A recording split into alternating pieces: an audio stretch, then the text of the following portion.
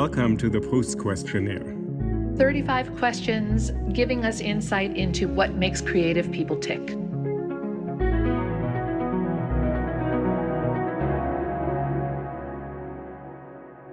Hello, Uli. How are you today? Oh, I'm great. I'm really excited about today's guest. Oh, me too. So yeah, tell us about her because she's a friend of yours. I'm thrilled we got her on the show. So Pamela Sneed is a poet and a performance artist who I met a long time ago, and she's an activist, an actress, a teacher. The book that I've taught several times is called Imagine Being More Afraid of Freedom Than Slavery. And a book that's coming out soon is called Funeral Diva, where she talks about especially the contributions of queer people of color during the AIDS pandemic. Wonderful. She's an amazing person. She's also hilariously funny. So I think we'll have a great conversation with her. And for our guests to learn more about us, we both teach literature, you at Barnard and Columbia, I at NYU. My social media is Uli NYC, it's ULI NYC on Instagram, Uli Baer, which is ULI BAER on Twitter. And you have social media, and we also have an account for this podcast. That's correct. I'm only on Instagram. I was late to the social media game, and my Instagram handle is CarolineWeber2020, and that's all one word, and the twos and the zeros are numerals, not written out. And then our Instagram account for the podcast is PROUST.questionnaire. And we also want people, of course, to follow Pamela Sneed on Instagram.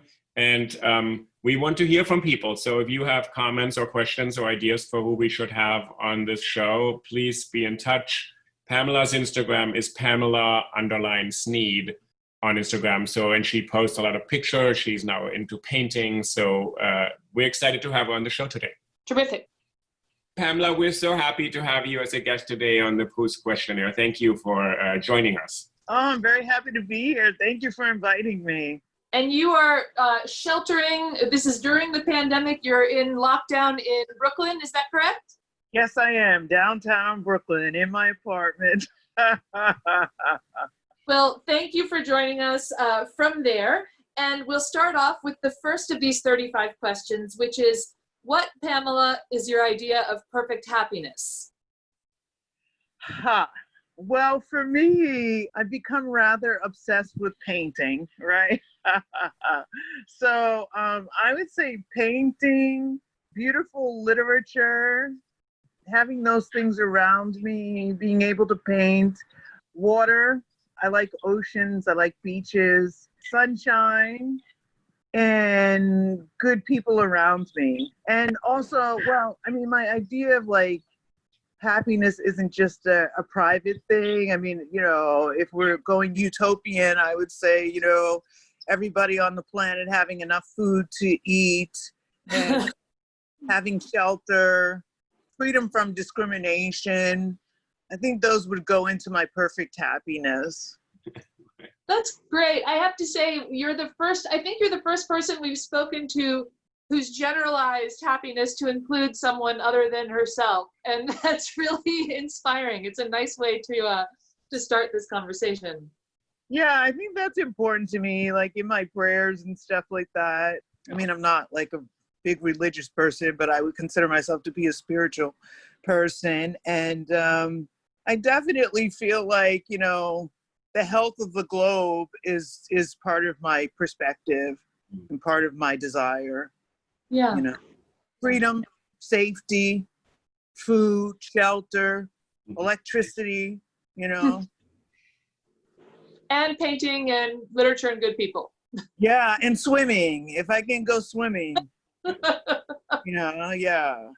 Sounds good. All right. What, Pamela, is your greatest fear?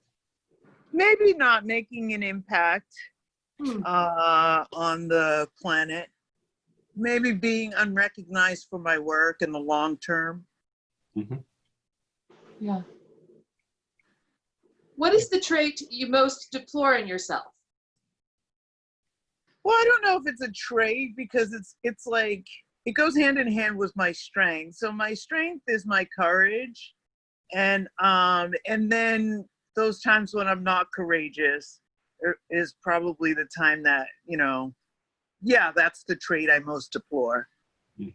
I see. Yeah, when I don't stand up to something, when I don't face something, when I give way to my fear. Yeah. And it's interesting to have you couple that with your greatest strength. So it's when your strength fails you in those instances, which I mean, I think it must in all of us, but that's an interesting way of framing the question. What is the trait you most deplore in others? Lack of courage. Again, okay. Yeah. Lack of courage and dishonesty. Okay. Pamela, which living person do you most admire? That's so hard. I really like Claudia Rankine. She's a very good person. And she just wrote a blurb for my book. And so I'm pretty thrilled about her right now. For you. Another reason to like her. And I mean, I really like the work of Sadia Hartman. Yeah. I admire her. Colson Whitehead, I really like him. So this probably goes in hand with my literature people. Yeah, but I think the artists, and also, you know, I mean, again, this is like I always answer kind of complicated because I really like people will ask me who is my greatest inspiration or something like that. And like it's not reserved for famous people, you know. It's like, I mean, I work with students. I mean, I teach you know, at Columbia and at School of the Art Institute of Chicago. I teach online, and I admire my students, you know, and they're every age. So, you know, so it really, you know, just has to do with like, you know, who's around and who's doing, you know, interesting things and who's doing courageous things. I mean, I really, you know, I admire the person who just, you know, hired me to do the Black Lives Matter, you know, public art, you know, because it's also, you know, it's economic, you know, as well as, you know, emotional and all of that. And so, you know, I mean, I thought that was important. So, yeah. Mm-hmm. And you just put up a mural in Lower Manhattan, right? And someone invited you to do it. So actually, Yeah. someone commissioned you. It's your first piece of public art, so we'll include a picture of it on our website. People can, Yeah. even those who are not in Manhattan. Thank you. You tell us where it is, so maybe our listeners can walk by and see it too. Well, it's on the corner of Broadway and Lafayette, but I think they're, no, not Broadway and Lafayette, Bond Street and Lafayette. But there are two corners between Bond and Lafayette or something. There's something confusing. So it's really between, what did she say, Bowery? Yeah. And Lafayette on Bond, closer to, closer to Lafayette. We will take a picture, because as much as we love it, we also hope at some point they will take down the boards again in Manhattan and Soho, right? So right now it's actually covering a store. What is your greatest extravagance? Art. I buy a lot of art. Nice. So I guess I'm a collector, and clothes. You know, I like fashion. Yeah, I have to stop that. I mean, at least the quarantine has kind of like broken that, you know, that extravagance, because there's nowhere to wear any of these things. So yeah, so that's kind of like changing my opinion. But now that I'm home, I'm buying even more. And that's the other thing, like shout out to the artists, because I really feel like it's artists who really, besides, you know, the healthcare workers and food service, like it's really like artists who've like stepped up and like have donated their services, have donated their art. Like everywhere you see, you know, artists have really, you know, given to, you know, Black Lives Matter to help during this quarantine. And so I've gotten like, you know, through like lotteries and stuff like that and auctions, I've gotten some beautiful art for like a little bit of money, which is really sad, but it's a good time to invest. Nice. What is your current state of mind? Huh. That's interesting. I think I'm in a good place. I don't know, like in the last 2 weeks, it's been the murder of George Floyd and, and then the black jogger who was killed and Breonna Taylor, I think is her name. I don't know. So there's been a sequence of police murders of black people. And then there's been this quarantine. So at the beginning of the quarantine, I just slept a lot. I slept like 48 hours. I don't know, 24 hours, 48 hours. I don't know. I was really going for it. And so I was a little disoriented. My whole schedule was off. And then, people were saying, well, it's not like, it's not an artist residency. You don't have to produce. But I have actually used it as an artist residency. So I spend a lot of time painting and studying. So those have been good for me. I think the isolation has been, difficult, like not seeing people.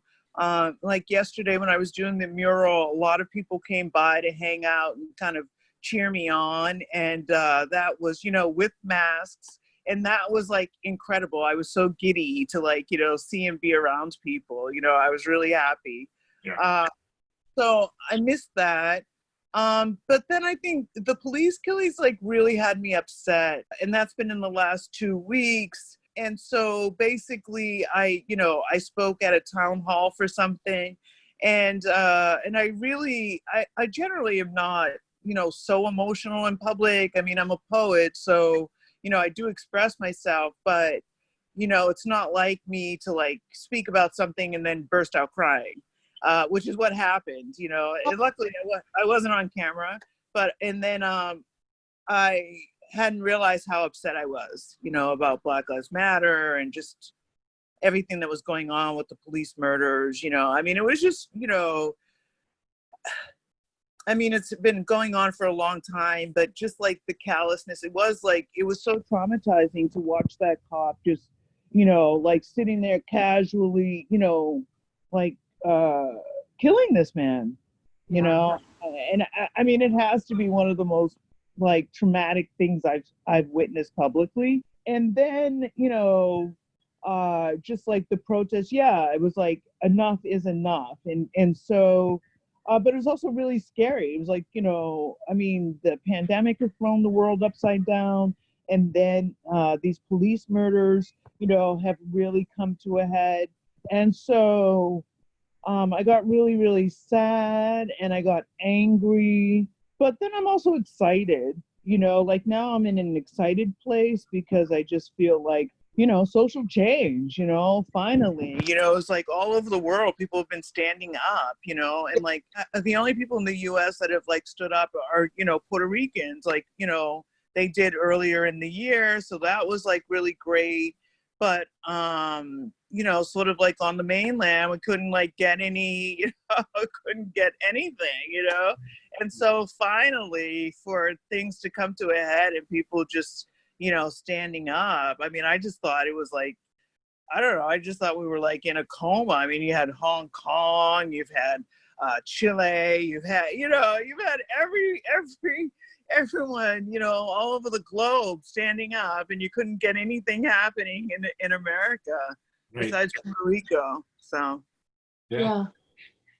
It does feel like something is finally starting to change. Is that part of why you say you're excited? Because it feels I'm all for the revolution. Yeah. I mean, I feel like it's a culmination of a lot of work. I feel a part of it. I mean, I feel I've raised, in terms of teaching, I've raised all my generations, regardless of age, I raised them all to fight, so this is a long time coming, so I'm excited. So generally today I will say my frame of mind is good. Good. What do you consider the most overrated virtue? I think the word is piousness. I don't know, maybe false humility. Okay. Is that an answer? Yeah. No. Yeah. Yeah?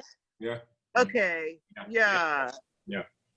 I don't know. I'm really irritated by, people who like, pretend that, oh, they're so, I don't know, they're so humble or something, and they're really hiding behind it. It's kind of like a passive aggressive kind of thing, Yeah. Oh, yes, whatever you want, and really there's an agenda. Right. On what occasion do you lie? Oh, boy. I guess when I'm really, really, really uncomfortable.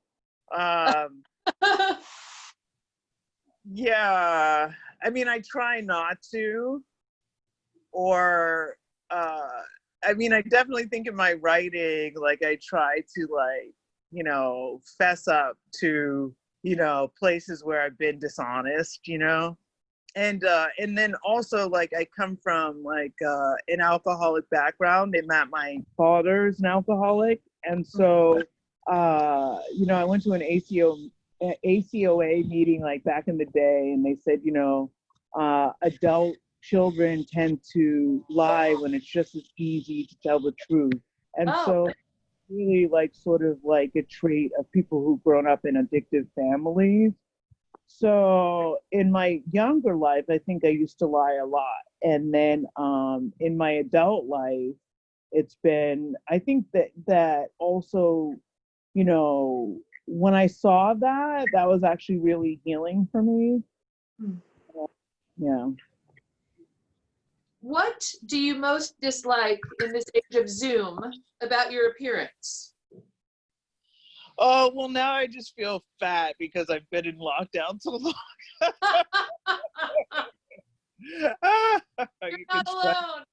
Yeah, I'm just like, oh my God, help, I have to start jogging.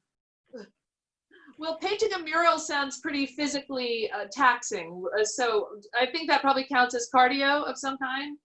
Yeah, well, the other thing is that the further that I've gotten into, painting and drawing and all that other stuff, it's hours of sitting.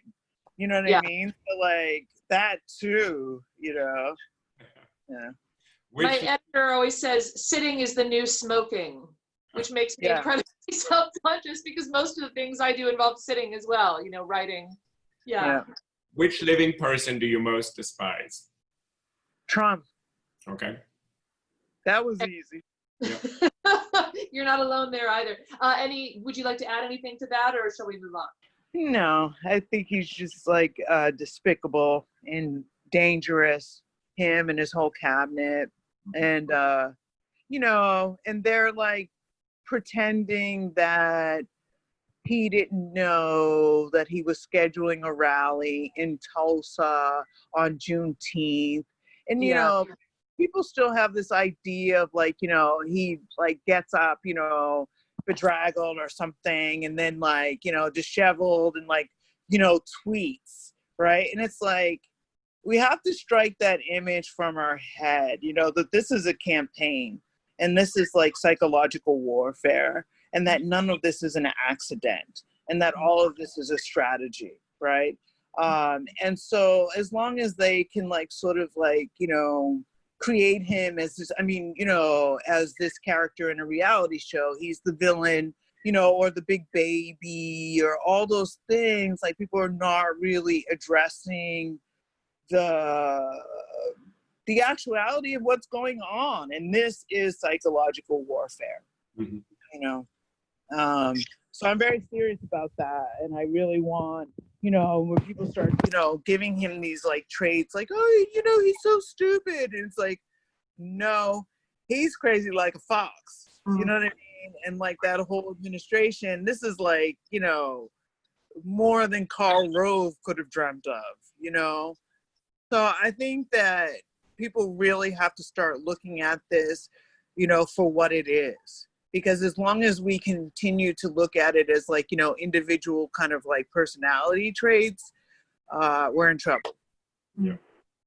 These next two questions are quite gendered in a way that Uli and I always feel kind of bad about, but we did make the decision to keep this questionnaire in its late 19th century form, so they're gendered. The first of the two questions is, what is the quality you most like in a man? I think I saw this last night, and I was thinking, I think intellectualism.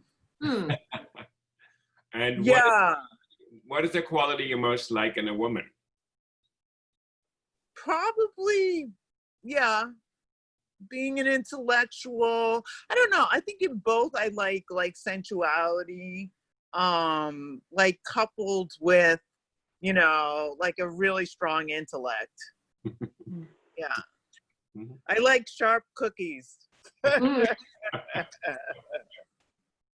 Well, that explains why you and Uli are friends. Yes, exactly. Uli gets all you get all my jokes too. When I was doing the plantation series. Oh God. We actually met. I remember we met. It was a book presentation, perhaps, for you, when the title of your book is "Can You Imagine Being More Afraid of Freedom Than of Slavery?" Is that the title of the book? Yes. So when that book came out, I remember, and I met you, and we hung out at this event, and we talked about your practice of how you write, and whether you write with a pen or a pencil or a computer or whatever it was at the time. I remember we were laughing so much, and we also had this so it was really great. And I remember this was a long time ago, and then I've been teaching that book for a long time in my class, and part of it, the energy of that book, the title is so daunting and kind of complicated and such a terrifying contradiction, but there's so much spirit in it, which I really love. So actually, when I teach it, I always think of you, and it's not I'm laughing, but I'm kind of energized. Yeah. And I have another one coming out, which is called Funeral Diva. And it's sort of like, it's about coming of age during the AIDS era, in New York City. And kind of like, it's memoir-ish, how I kind of came into being as an activist, as a queer activist. Yeah, and it documents like Black lesbians and gays, who are felled to AIDS and to cancer. And I really feel like there's a whole generation that's been undocumented. And then also women haven't really been, and women of color haven't really been looked to tell that story. But I was really good friends with a lot of Black gay poets who died. And so, yeah, so I'm telling my story. And I'm getting a lot of like really positive, all the blurbers have written back and said that it's a really important book and that it's like deeply soul stirring. And so I'm really looking forward to that. It's coming out in October 2020. Yeah, so we're working on the galleys now. Oh, that's really great. So Funeral Diva, okay. Yep. That is really wonderful. But I also think it's so great that you're centering especially sort of queer people of color in this story, because as we know, we had to correct the idea that Stonewall was started by a bunch of white gay men. It was actually not that. It was trans women of color. So in some ways, I'm so glad you're coming out with this book when we're looking at all these histories and who has been excluded from them. So thank you. So Funeral Diva out in October. We'll look forward to it. Maybe you'll send me your galleys before they come out, and I'd love to see it. I will do that. Yeah, I'm looking forward to having my soul stirred. Pamela, that's great. Well, that's what they're saying, I mean, Right. but I mean, some of the like hardcore critics, the ones that I know don't lie, you know what I mean? Like they'll write me, they're like, "Hey, Pamela, I'm really enjoying your book." And I'm like, "Oh my God, did they just say that?" That's so wonderful. Yeah, there's nothing better than when someone you respect and know to be rigorous has words of praise like that. Which words or phrases do you most overuse, whether as a writer or in everyday life or both? In interviews, I say "like" a lot. What or who is the greatest love of your life? I'm taking the safer answer. I'm going to say poetry and painting. The safer answer? Yeah, I'm not going to place that on an individual. Right, yeah. Pamela, when and where were you happiest? Well, I had a really I think in 2011, I went to South Africa for the first time. And I mean, one of my life goals was actually to meet Mandela before he died, but that didn't happen.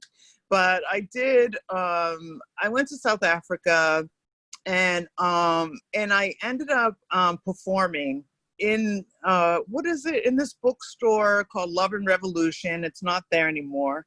And basically I was in Johannesburg, and, there's a really big burgeoning, radical queer community in Johannesburg, in South Africa.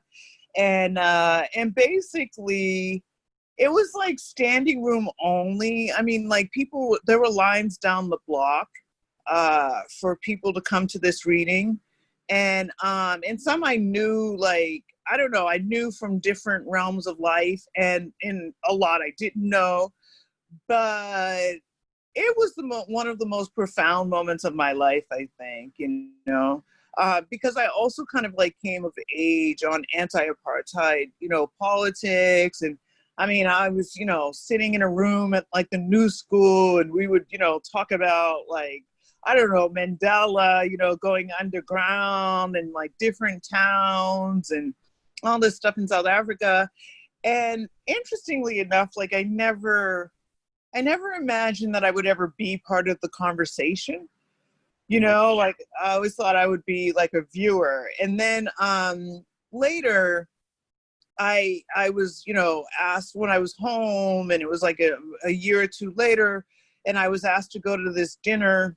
And it was women of all colors from all over the globe, a lot from South Africa. And basically, they had heard of me, and they said, "Oh, wow, you're the world famous poet."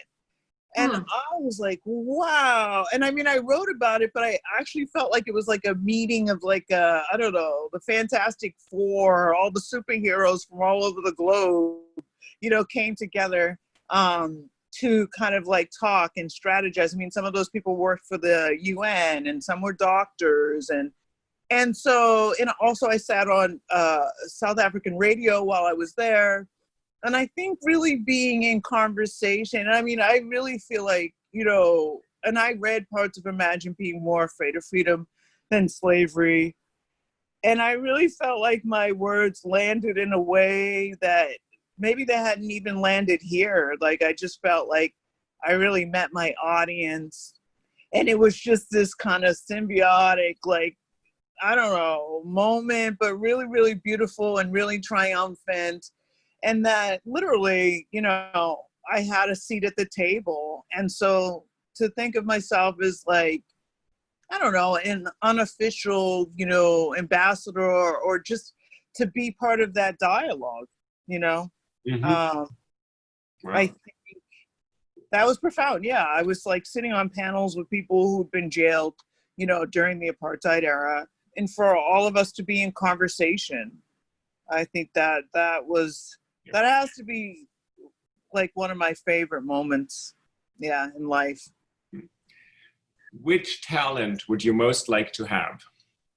I don't know. I think I have them all. I mean, I started singing this year, and I got a commission to do a show, and it got postponed because of the pandemic. But I'm doing a show which is a tribute to Big Mama Thornton, and so I mean, she was foundational to rock and roll, Black lesbian, dressed in men's clothes.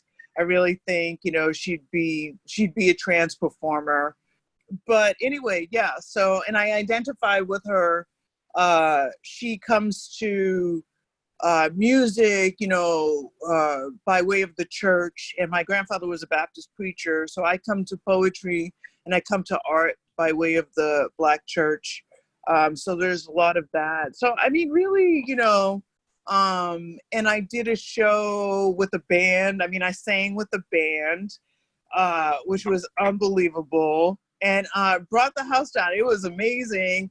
Eileen Miles was there, and Eileen was like, holy shit, right? And I was singing and I was dancing. So there was that, and I've started painting. So, and I write. So I think I can direct, I can act. So I don't know. There's nothing that I really want to do at this point. That's good. I can't wait to see this this show, Big Mama Thornton. That will be amazing when it comes back, when we come back to real life. Yeah. It's supposed to be in November at Triangle Theater in Dumbo. Okay. Yeah. If you could change one thing about yourself, what would it be? Oh, I'm too sensitive. I mean, it's probably good, for being an artist, but yeah, it's probably like pretty detrimental in some ways. I mean, I think like Octavia Butler's Parable of the Sower, and there's Lauren, who's the hyper empath. Yeah. And I think that's like metaphoric for artists, like that's the artist, that we are the feelers, we are the sponges, we are the, and and like every time somebody gets shot in that book, like she feels the shot, in her body. She's like, incapacitated. And so I totally identify with that. Yeah. What do you consider your greatest achievement? I think that I've survived to be the artist that I want to be. Nice. Yeah. If you were to die and come back as another person or as a thing, who or what would that be? I don't know. I'm stuck on that one. I don't know. Where would you most like to live? I mean, I like New York City. I mean, I'm a diehard, city person. Sometimes I think about like living in parts of Africa, like part-time, like Ghana or South Africa. But I think like some of the queer politics in some of those places are really problematic. I mean, they're problematic here, but they're problematic there. And I don't necessarily feel like those would be like really safe spaces for me to live in. So let's say I'm more accustomed to, the challenges here. But I definitely like water. If I could live like part-time, even like parts of North Carolina are really nice, like, by the beach, Outer Banks. Yeah, to have a beach house, a retreat, Sounds so good. So keep a big, have like a big loft or something, like a huge apartment overlooking the city in New York, and then have a beach, house somewhere. Yeah. What is your most treasured possession? Oh, shit. Probably my journals. Have you kept a journal for a long time? Yeah, I mean, I've kept journals for a really long time. Yeah, all my life. Okay. Yeah, that's a great record to have. Did you use those when you were writing Funeral Diva? Yeah, well, basically, I started some of the first stories for Funeral Diva, started around 9/11. So, yeah, 19, 20 years ago, I started some of those stories. So there's been a long trajectory of those works coming into being. Pamela, you gave me a poem for this anthology. I edited 110 stories. Yeah. And I was always really proud of this book because I didn't write it.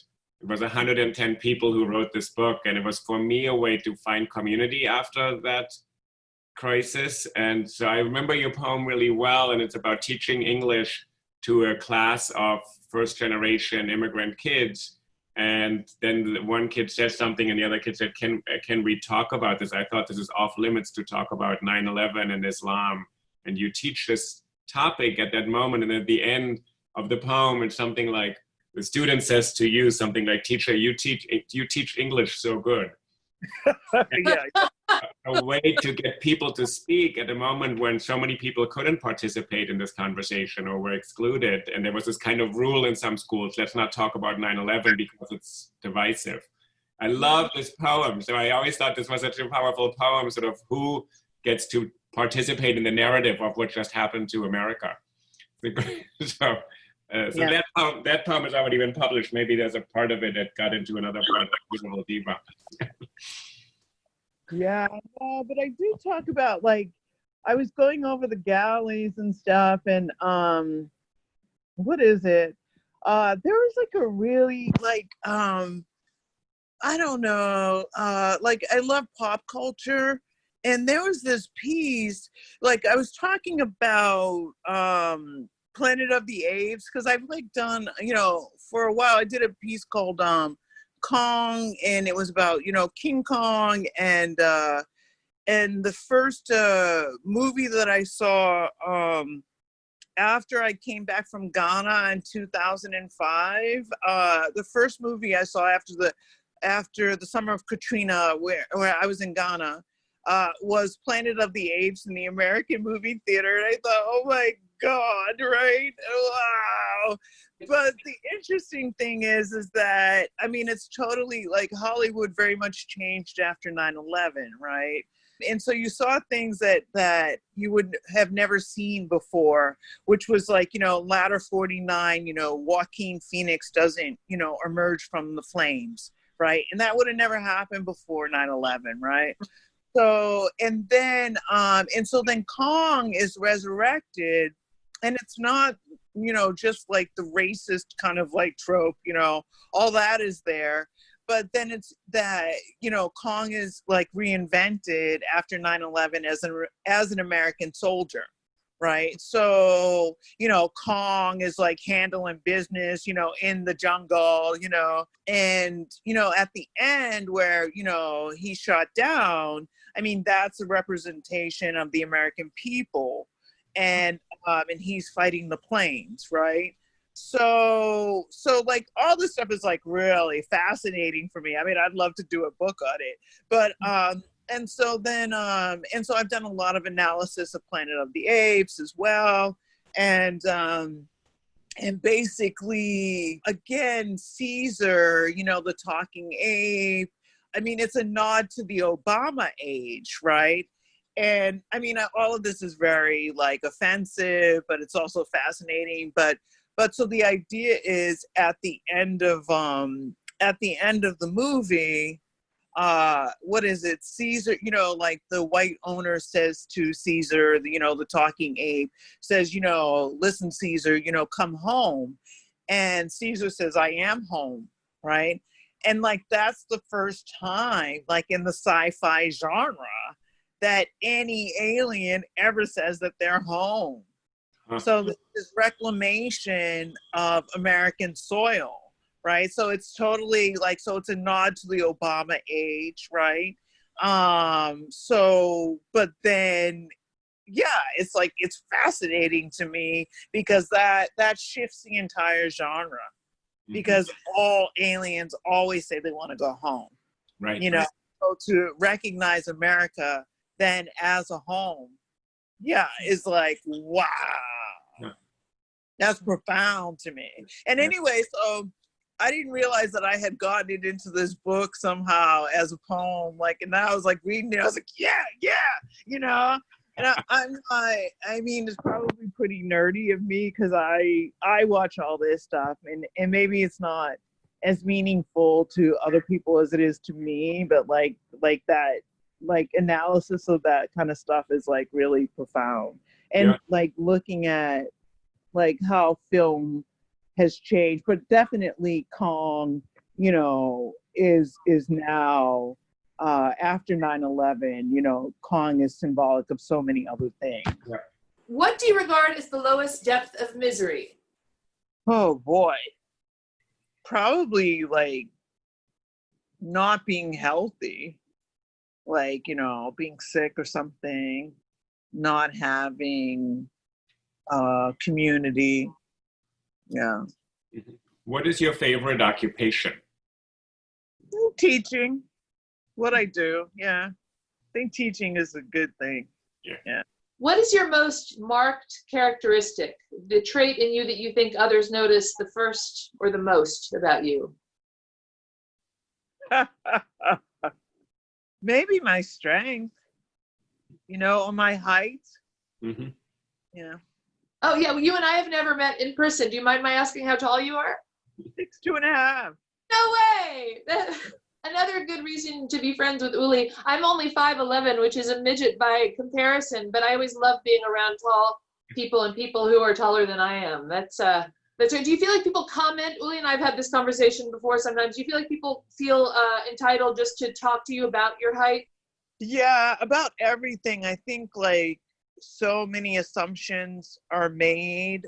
I haven't figured out how to really talk about it yet, but part of like my frustration with what's happening with regard to Black Lives Matter, with regard to, George Floyd and stuff like that, in terms of our organizing against, police brutality, like one of the things that I've experienced my whole life is people being threatened by me because of the fact that I'm tall, I'm Black, I'm a woman, right? And like all kinds of like projections, like just sheer out and out projection. And it's really, it's done a lot of damage, that I'm very much to myself, where I'm probably much more of a social person, but my trust has really been, ruined through that process because people like really don't want to, get to know who I am and all of this other stuff. So then I'm like, well, wait a minute.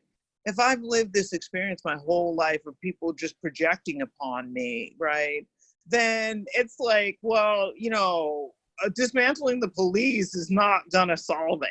It's like it's part of it, but it's like we have a lot of work to do because we've internalized all these systems. Do you understand what I'm saying? Yeah. And, I encounter projections every single day, and sometimes it's by people I love, you know what I mean? So in that regard, there's way too much othering, going on. And I feel that the police like have to be completely re-educated, that whole system has to change. But dismantling them, yeah, I don't think so, And I feel like, yeah, so you dismantle them only to find out that the systems exist inside of us. So what are we gonna do here? Yeah. No, you're right. It goes to something so deep-seated in humanity, and it's hard to imagine how to unlearn all that. Marcel Proust, who I can never resist mentioning at least once per podcast, has a great quotation where he says, "Our social personality is the construction of others." Just that anytime we're around other people, we're a screen for their projections, and it just seems like that can get amplified with such deleterious consequences as you've suggested. And just quote unquote dismantling the police, I guess, won't change that. What do you most value in your friends? Loyalty. Loyalty and protection. Okay. Yeah. Who are your favorite writers? Right now, I'm really happy about Colson Whitehead. Like, the Underground Railroad, I love that book. I really thought what he did with those female characters, I just thought it's brilliant. It's a really brilliant book. So Colson Whitehead is a hero of mine. And interestingly enough, like I really like Yaa Gyasi's Homegoing. Yeah.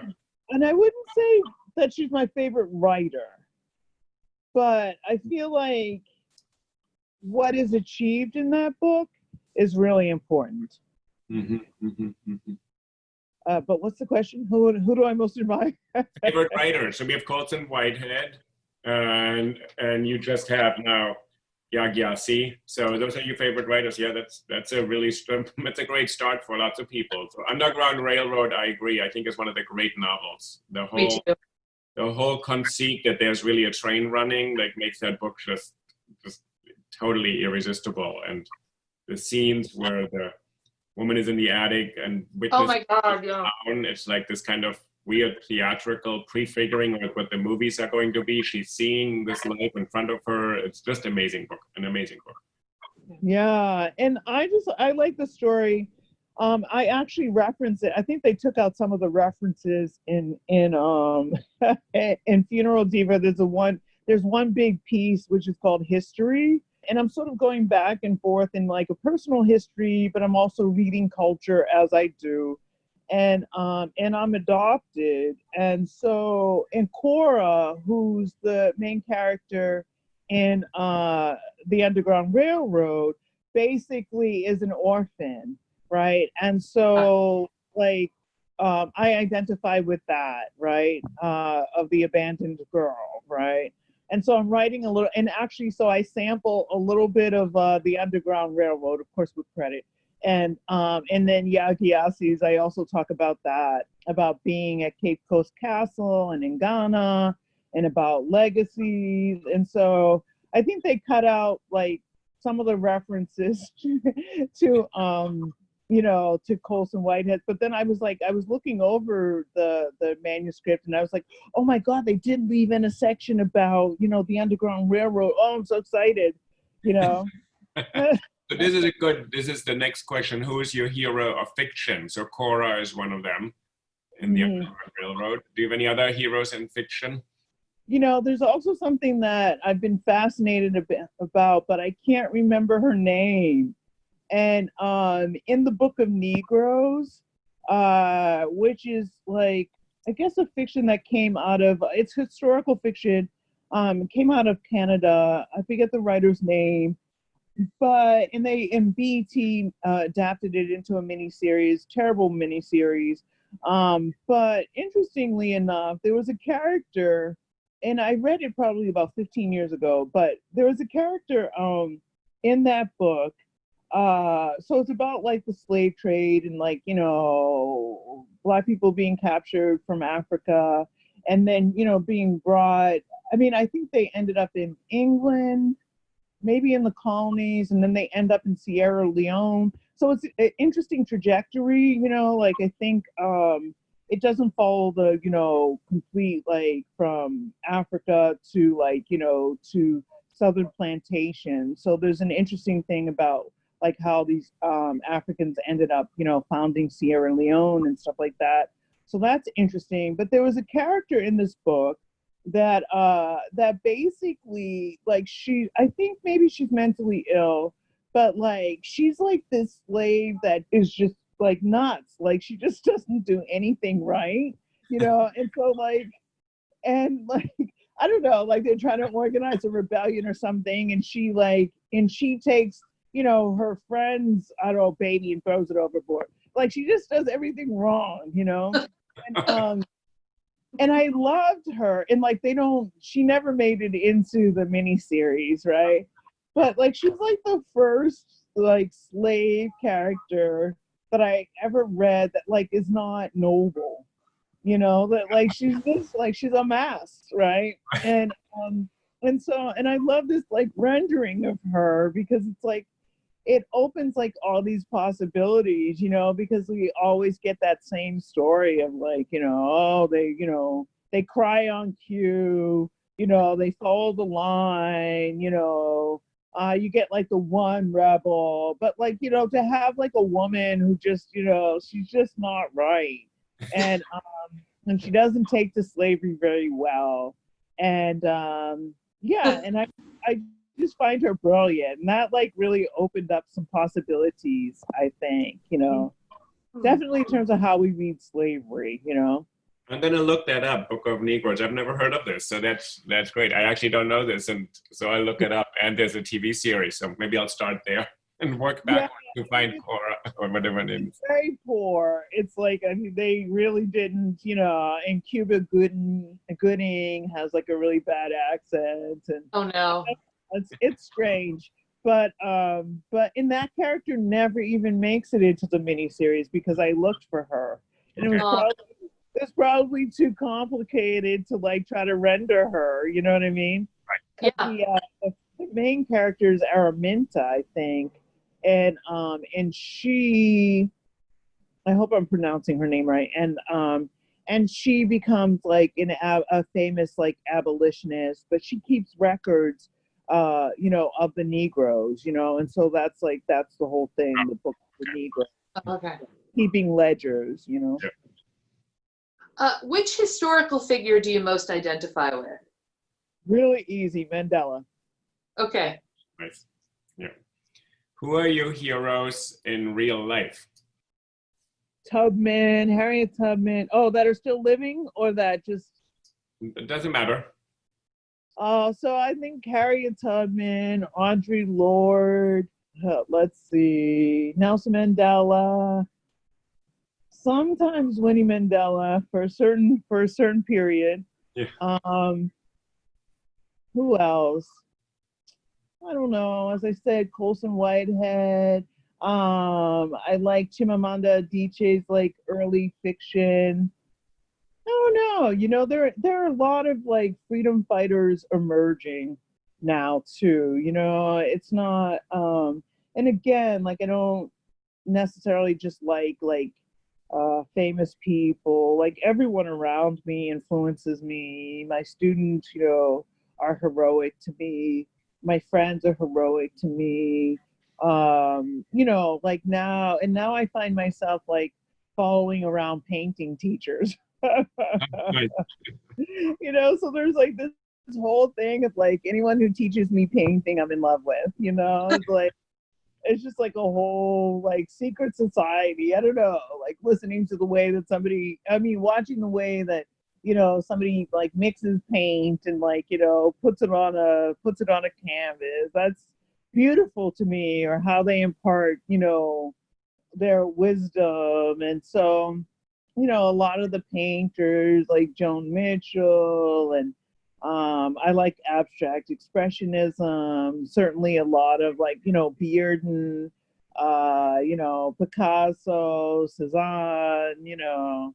Yeah, so that's like a whole new society for me, I have to say, of like, you know, falling in love with painting teachers. What are your favorite names? Names? Mm-hmm. Oh, I don't know. I'd have to pass on that. I don't have any favorite names. Fair enough. What is it that you most dislike?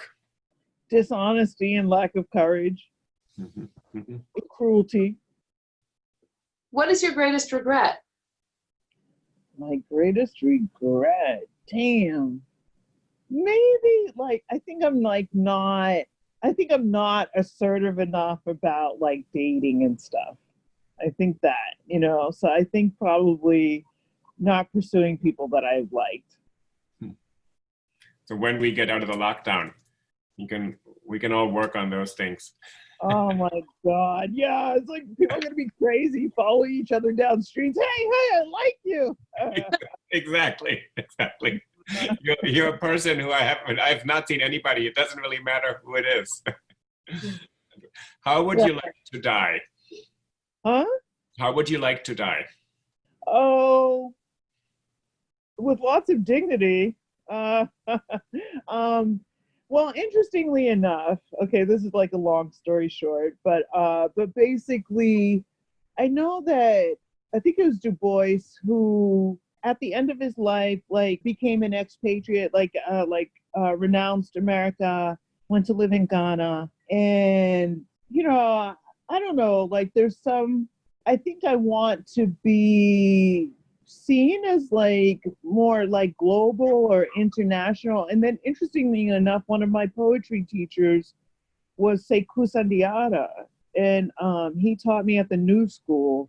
And Sekou, really wonderful poet. He was like, he was very much a student of Baraka, and he had a band. So basically, Sekou died like really young, maybe about 10 years ago. and then all this like really odd stuff happened, but like my teacher, my former teacher at the new school, her son was in Ghana, and then the son took Seiko's name to the Cape Coast Castle and carried it kind of like to the ancestors. And I thought, oh my God, and that made me cry because that's like a really important place for me. And so I think that the idea that my name would be carried to the ancestors or that I would be part of that would be really important to me. What is your motto? Never give up. It's a good one. Pamela, we added one question to this questionnaire, which is, who would you like to hear answer these questions on our show? So am I recommending someone to? Yeah, but you can recommend without any obligation. So it could be like just someone who you would be interested in hearing from. Have you answered these questions, Uli? Yes.